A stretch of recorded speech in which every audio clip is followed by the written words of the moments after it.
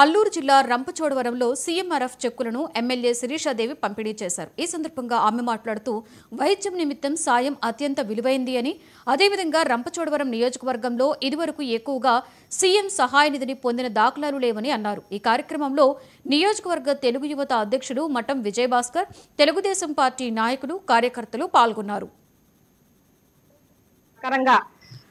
Assembly పూర్తి చేసుకున్న తర్వాత కాన్స్టిట్యున్సీలోకి వచ్చి ప్రజల సమస్యల నిమిత్తం ఈ రోజు హెడ్ క్వార్టర్ లో ఉన్నటువంటి పార్టీ ఆఫీస్ లో ప్రజలందరికీ అందుబాటులో ఉండడం జరుగుతా ఉంది. ఈ రోజు ప్రధానంగా 22 చెక్కులు సీఎం రిలీఫ్ ఫండ్ నుంచి ఎవరైతే అనారోగ్య సమస్యలతో ఉన్నారో, ఒక చంద్రబాబు నాయుడు గారు అదేవిధంగా ఎన్టీ రామారావు గారు ఒక కుటుంబానికి ఒక పెద్దగా తన బాధ్యత ఏ విధంగా అయితే నెరవేరుస్తానని మాట ఇచ్చారో దాని ప్రకారంగా అనారోగ్యానికి గురైన ప్రతి కార్యకర్తకి, ప్రతి వ్యక్తికి కూడా ఎవరైతే మన పేరు మీద అప్లై చేసుకున్నారో సహాయ నిధి కోరుతూ వాళ్ళందరికీ కూడా మనం ఎమ్మెల్యే అయినప్పటి నుంచి వస్తూనే ఉన్నాయి. ఈ రోజు ప్రధానంగా ఈ నెల రోజుల్లో 22 చెక్కులు రావడం జరిగింది. 19,29,000 రూపాయల చిల్లర డబ్బులు ఈ రోజు ఎవరైతే బాధితులు ఉన్నారో అనారోగ్యం గురైన వాళ్ళ యొక్క ఖాతాల్లోకి కూడా చెక్కుల రూపంలో జమ చేయడం జరుగుతా ఉంది.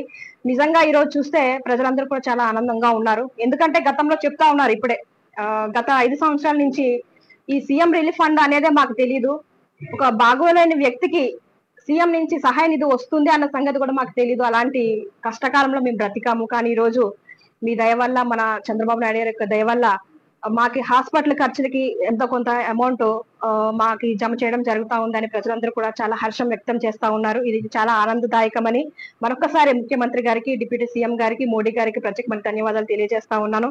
అసెంబ్లీ పూర్తి చేసుకున్న తర్వాత కాన్స్టిట్యున్సీలోకి వచ్చి ప్రజల సమస్యల నిమిత్తం ఈ రోజు హెడ్ క్వార్టర్ లో ఉన్నటువంటి పార్టీ ఆఫీస్ లో ప్రజలందరికీ అందుబాటులో ఉండడం జరుగుతా ఉంది. ఈ రోజు ప్రధానంగా 22 చెక్కులు సీఎం రిలీఫ్ ఫండ్ నుంచి ఎవరైతే అనారోగ్య సమస్యలతో ఉన్నారో,